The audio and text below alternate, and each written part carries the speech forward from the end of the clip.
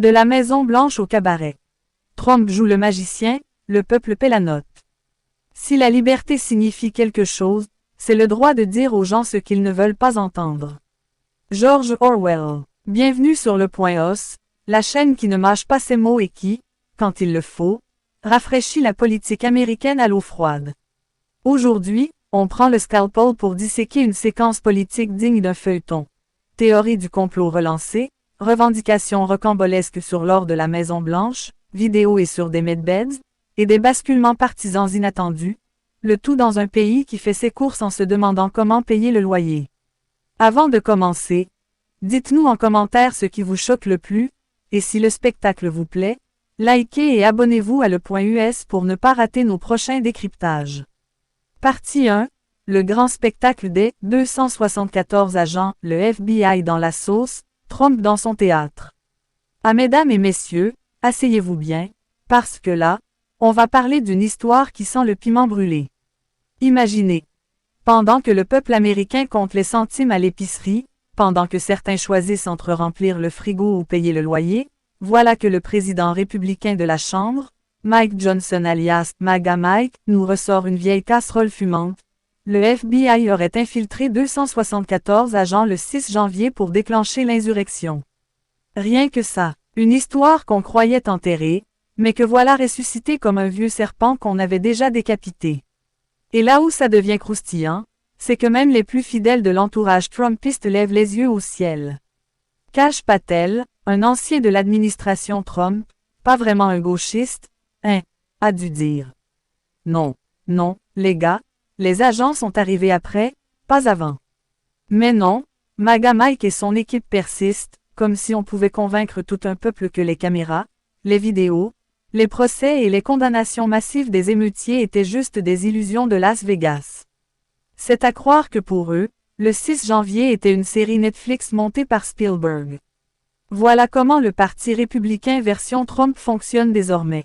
On ne conteste plus avec des arguments, on fabrique une nouvelle vérité alternative, et on la vend à coups de tweets, de vidéos TikTok et de sermons télévisés. Le FBI devient l'ennemi, la justice devient un décor, et les condamnés deviennent des martyrs politiques. En fait, c'est un vrai système de Ponzi de la crédibilité. Chaque jour, on invente une nouvelle dette de mensonges pour couvrir le mensonge précédent. Mais regardez la manœuvre de près.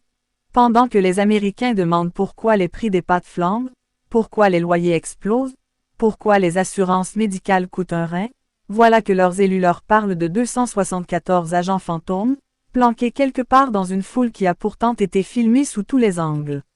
C'est du théâtre. C'est du clash politique, version telenovela, sauf qu'ici, ce sont les institutions d'un pays entier qui servent de décor.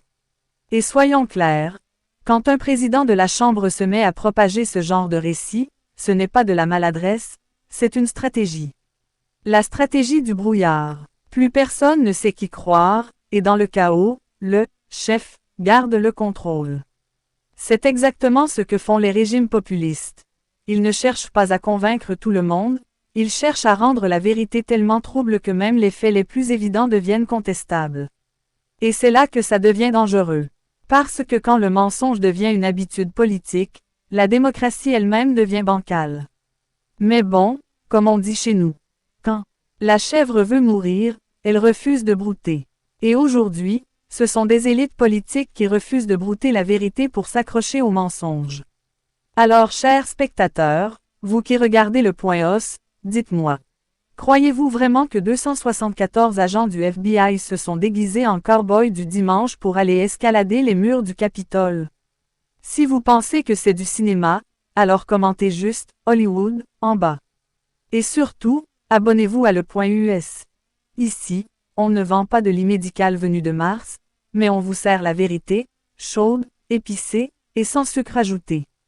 Et puisque l'histoire ne s'arrête jamais là, accrochez vos ceintures.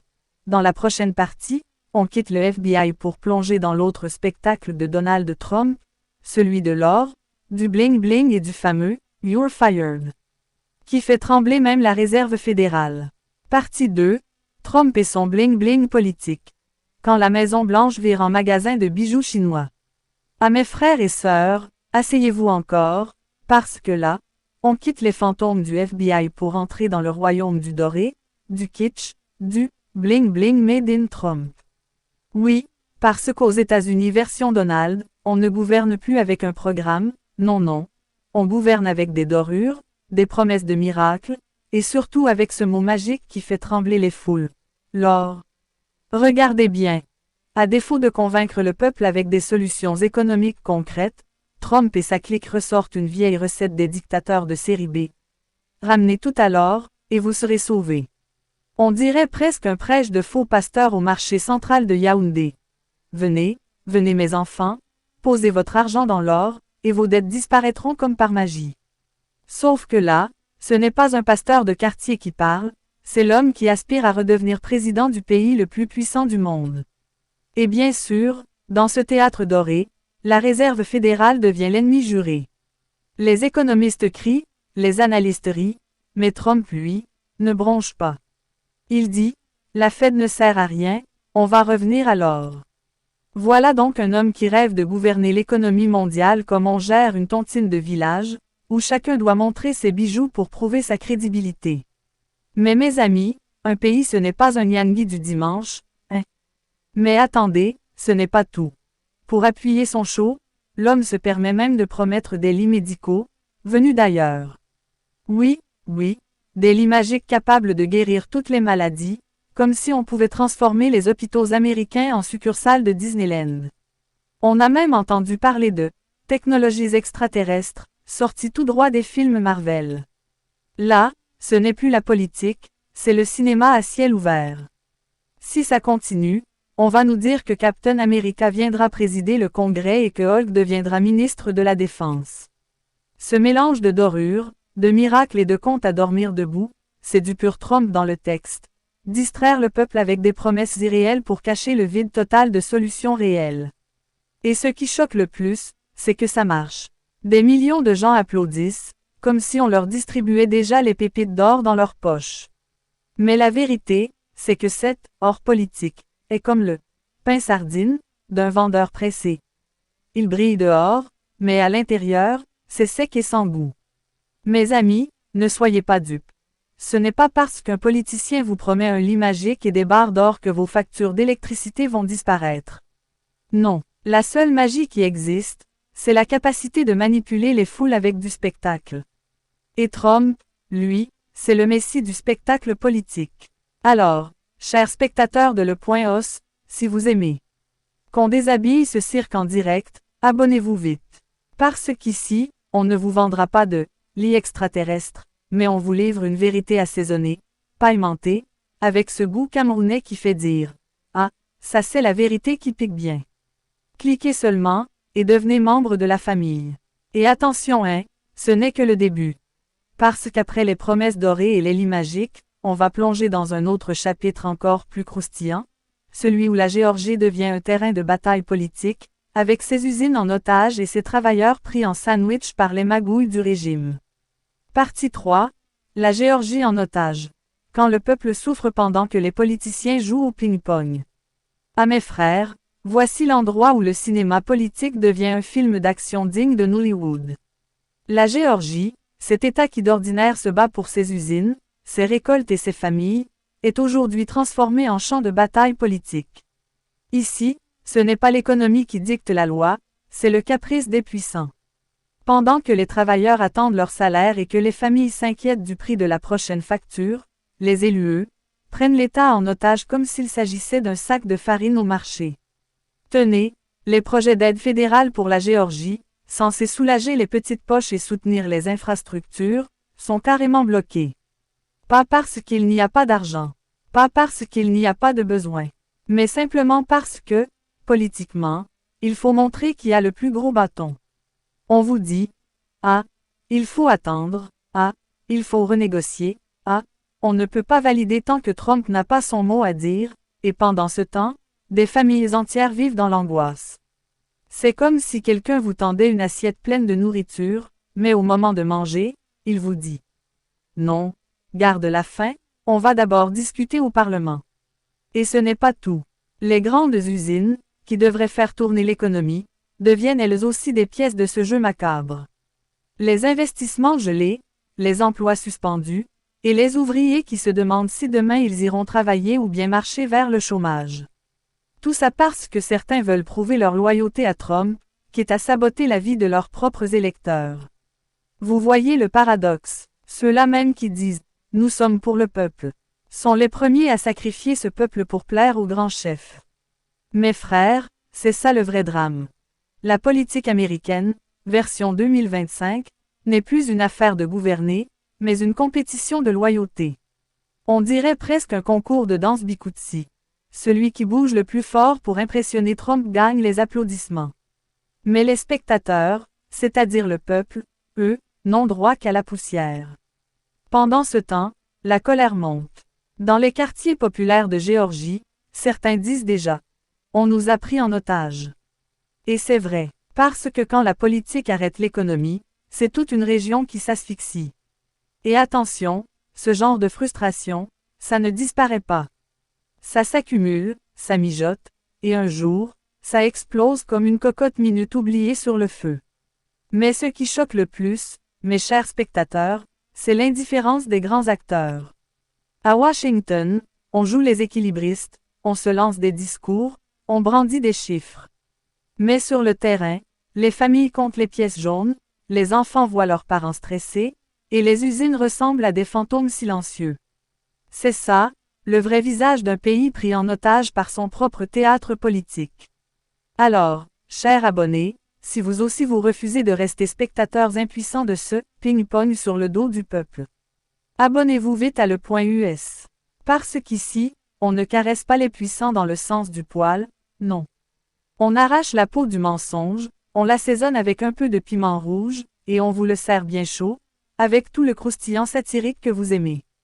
Cliquez seulement, abonnez-vous, et devenez témoin de la vérité qui pique et qui fait rire en même temps.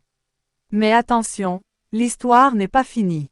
Parce qu'après la Géorgie transformée en terrain d'otage politique, il nous reste encore à découvrir comment, dans ce cirque américain, même les plus fidèles républicains commencent à fuir le navire, et là, mes amis, c'est du vrai drame shakespearien. Partie 4, les rats quittent le navire. Quand même les fidèles tournent Kazakh.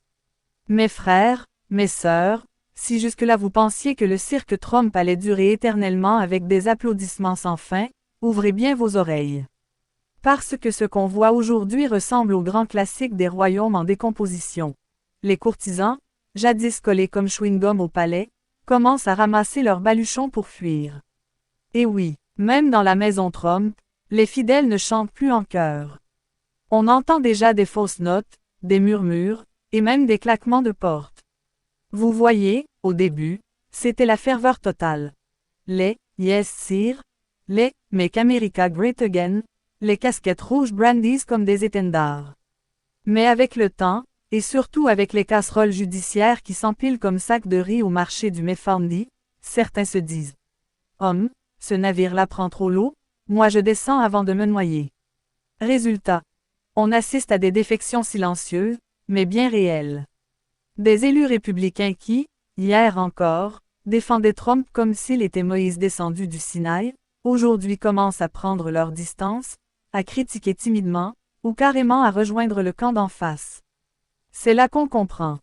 La loyauté en politique américaine, ce n'est pas de l'amour véritable, c'est du calcul pur. Tant que Trump était fort, tout le monde voulait être vu à ses côtés, sourire large, poignée de main bien cadrée devant les caméras. Mais maintenant que les procès s'accumulent, que les promesses ressemblent de plus en plus à des sketchs de comédie, et que la peur de perdre des électeurs grandit, eh bien, les mêmes fidèles trouvent des excuses pour s'éclipser. Certains disent « J'ai besoin de passer plus de temps avec ma famille ». D'autres « Je ne partage pas totalement cette vision ». Traduction simple, Trump, tu es devenu trop lourd à porter. Et le plus savoureux, mes amis, c'est de voir l'hypocrisie de ces anciens lieutenants. Ceux-là même qui ont construit leur carrière sur le dos du Trumpisme, qui ont crié à la fraude électorale sans preuve, qui ont attaqué le FBI et traité les journalistes d'ennemis du peuple, aujourd'hui se déguisent en petits saints. Ils veulent nous faire croire qu'ils n'étaient pas vraiment d'accord, qu'ils ont été mal compris, ou pire encore, qu'ils étaient manipulés. C'est un théâtre qui dépasse même les séries mexicaines. Mais attention, ne croyez pas que ça amuse Trump. Lui, il voit clair dans ce manège. Chaque départ est pour lui une trahison. Et Trump, mes amis, il n'oublie jamais. On connaît le personnage. Rancunier comme pas deux, capable de garder une liste noire plus longue que les factures de NEO. Résultat, chaque défection devient une arme pour lui. Il crie à la trahison, au complot, il peint ses anciens fidèles comme des Judas vendant leur maître pour quelques pièces. Et comme toujours, il transforme la faiblesse en spectacle. Voilà où nous en sommes. Un parti républicain divisé comme une famille en palabres d'héritage, des fidèles qui fuient comme des rats. D'un navire percé, et un chef qui crie plus fort pour cacher les fissures. Mais comme on dit chez nous, quand l'arbre tombe, les singes se dispersent. Et ce qui se joue aux États-Unis aujourd'hui, c'est exactement ça. Alors chers spectateurs de Le Point Os, si vous voulez suivre cette grande comédie tragique où même les acteurs principaux se disputent leur rôle, abonnez-vous. Parce qu'ici, on ne vous raconte pas des histoires arrangées comme dans les journaux de salon, non. On vous livre le film brut, avec ses cris, ses mensonges, ses trahisons et ses éclats de rire. Cliquez seulement, devenez membre de cette grande famille satirique, et ensemble, rions un peu de ce cirque qui se joue au pays de l'oncle Sam. Mais attendez seulement, parce qu'après les défections, les trahisons et les claquements de porte, il nous reste encore la cerise sur le gâteau. La grande conclusion, où l'on verra si Trump peut encore sauver son royaume, ou si l'histoire retiendra seulement un dernier grand éclat de rire amer. Partie 5, la grande conclusion. Trump, roi déchu ou maître du cirque. Mes frères, mes sœurs, asseyons-nous bien, parce que c'est ici que le film atteint son climax. Après les fantômes du FBI, les lits magiques venus de Jupiter, la Géorgie en otage, et les fidèles qui fuient comme des moutons effrayés par le tonnerre, la vraie question reste, Trump, c'est quoi finalement? Est-ce un chef politique visionnaire, un sauveur mal compris, ou tout simplement le plus grand comédien que la politique américaine ait jamais produit? Car avouons-le, Donald Trump n'est pas seulement un homme. C'est un spectacle à lui tout seul. Un mélange de dictateur en répétition générale, de pasteur de miracles qui promet le paradis à crédit, et de showman capable de transformer un procès en prime-time télévisé. Dans ses mains, la politique américaine ressemble moins à une constitution et plus à un scénario de telenovela. Chaque jour, un rebondissement. Chaque semaine, un nouveau mensonge emballé comme une vérité. Chaque mois, une nouvelle victime sacrifiée sur l'autel de sa gloire personnelle. Mais derrière ce théâtre, il y a un pays réel. Des millions d'Américains qui se réveillent chaque matin avec les mêmes problèmes. Loyer trop cher, factures médicales impossibles, salaire qui stagne pendant que les prix galopent. Et c'est là que réside le vrai drame. Pendant que Trump joue à Las Vegas, le peuple, lui, souffre en silence. Le rêve américain se transforme en cauchemar budgétaire, et au lieu d'apporter des solutions, on sert au peuple des histoires d'ovnis et de lingots d'or. Et ne nous trompons pas, ce cirque ne fait pas seulement rire. Il divise, il envenime, il détruit la confiance dans les institutions. Quand un peuple commence à douter de tout, de la justice, de la presse, des élections, même de ses propres voisins, c'est que la démocratie elle-même vacille. Et ça, mes amis, ce n'est plus du cinéma. C'est un danger réel. Mais bien sûr, Trump reste Trump, il transforme même le chaos en opportunité. Plus il est attaqué, plus il crie au complot. Plus il est abandonné, plus il se présente en martyr. C'est l'art de retourner chaque gifle en couronne.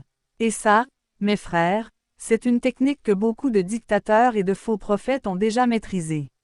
Trump, lui, l'a juste adapté à la sauce américaine, avec Twitter comme Bible et les tribunaux comme chaire de prédication. Alors la question finale se pose. Est-ce que l'histoire retiendra Donald Trump comme un génie manipulateur qui a su dompter les foules avec du vent doré, ou comme un clown tragique qui a fait rire la planète entière avant de faire pleurer son propre pays? Chers spectateurs de Le Point Os, dites-moi en commentaire.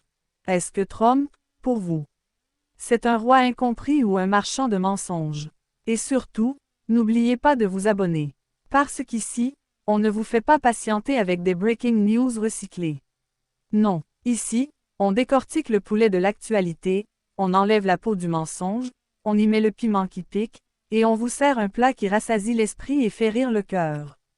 Cliquez seulement, rejoignez la famille, et devenez témoin de cette grande saga où la politique et la comédie se marient chaque jour.